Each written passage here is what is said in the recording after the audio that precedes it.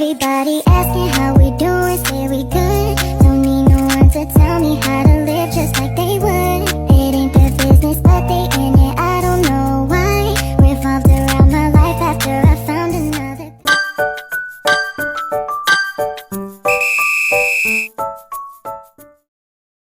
Infeksi mikroorganisme dan bakteri terjadi ketika organisme-organisme kecil seperti bakteri, virus, jamur atau parasit masuk ke dalam tubuh manusia dan berkembang biak di dalamnya.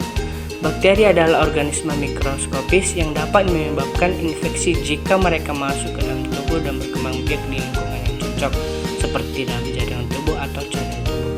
Infeksi bakteri dapat menyebabkan berbagai penyakit, mulai dari infeksi ringan seperti pilek hingga infeksi serius seperti pneumonia atau infeksi saluran kemih. Infeksi bakteri biasanya diobati dengan antibiotik, tetapi penggunaan antibiotik yang berlebihan dapat menyebabkan resistensi antibiotik yang merupakan masalah kesehatan global yang serius. Jenis infeksi mikroorganisme dan bakteri. Infeksi mikroorganisme dan bakteri dapat dibagi menjadi beberapa jenis berdasarkan organisme yang menyebabkannya dan area tubuh yang terpengaruh. Berikut adalah beberapa contohnya infeksi bakteri. Yang pertama, infeksi saluran pernapasan atas. Contohnya termasuk pilek, sinusitis, dan faringitis. Kedua, infeksi saluran pernapasan bawah seperti pneumonia dan bronkitis.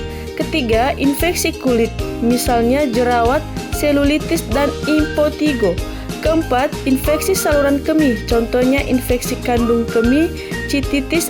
Kelima, infeksi gastrointestinal, seperti infeksi Salmonella E. coli atau infeksi lambung gastritis, infeksi virus. Infeksi pernapasan, misalnya influenza virus pneumococcal atau COVID-19. Infeksi kulit, contohnya cacar air, varicella atau herpes simplex. Infeksi genital, seperti herpes genital, HPV, human papillomavirus, atau HIV, human immunodeficiency virus. Infeksi usus, seperti gastroenteritis, virus atau hepatitis A, B, dan C. Kulit, misalnya kandidiasis atau kurap, infeksi mulut seperti sariawan atau kandidiasis oral, infeksi kuku seperti onychomycosis atau infeksi jamur pada kuku, infeksi cacing seperti cacing tambang, cacing pita, atau cacing belang, infeksi protozoa misalnya malaria, amebiasis atau toxoplasmosis.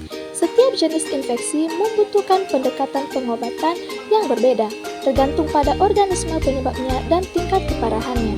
Gejala dari infeksi mikroorganisme dan bakteri dapat bervariasi tergantung pada jenis organisme yang menyebabkannya dan bagian tubuh yang terkena.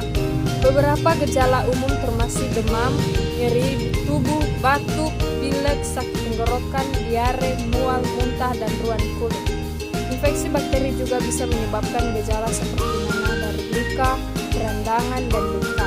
Gejala yang lebih spesifik bisa tergantung pada jenis infeksi dan organisme yang terlibat. Penting untuk berkonsultasi dengan profesional medis untuk diagnosis dan pengobatan yang tepat. Infeksi yang disebabkan oleh mikroorganisme seperti virus dan bakteri dapat memiliki gejala yang berbeda-beda, tergantung pada jenis mikroorganisme yang menyebabkannya.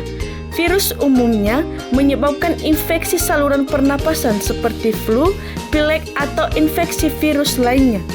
Sementara itu, infeksi bakteri dapat menyebabkan berbagai kondisi, mulai dari infeksi saluran kemih, infeksi kulit, infeksi tenggorokan, hingga infeksi perut. Ada beberapa faktor penyebab infeksi mikroorganisme dan bakteri, yaitu kontak langsung. Penularan infeksi dapat terjadi melalui kontak langsung antara individu yang terinfeksi dan individu yang sehat, seperti sentuhan fisik atau kontak dengan cairan tubuh yang terinfeksi. Kedua, udara. Mikroorganisme dan bakteri dapat ditularkan melalui udara ketika individu yang terinfeksi batuk, bersin, atau berbicara, menyebarkan droplet ke udara yang kemudian dapat dihirup oleh individu lain. 3. Makanan dan air. Infeksi dapat disebarkan melalui konsumsi makanan atau minuman yang terkontaminasi oleh mikroorganisme atau bakteri patogen. Faktor beberapa infeksi disebarkan melalai faktor seperti nyamuk, lalat, tikus, atau serangga lainnya yang membawa mikroorganisme atau bakteri patogen dan menginfeksi individu ketika mereka digigit atau terkena. Lingkungan. Kondisi lingkungan yang tidak higienis termasuk sinaptis yang buruk dan kurangnya kebersihan dapat memfasilitasi penyebaran infeksi.